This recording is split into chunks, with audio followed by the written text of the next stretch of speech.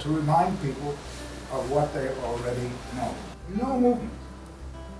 No legs moving. Nothing. Faces. B-O-R-E-D. Smile. Smile. Small smile. Moving towards each other. They're all moving their hands. Like you moved your chin up and down. Same students. Same reading passage. Read silently. Tie is a verb.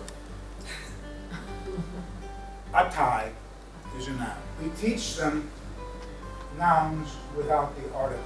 That's why they don't do it. Small grammatical points are very important, and you can't learn them from rules. Practice.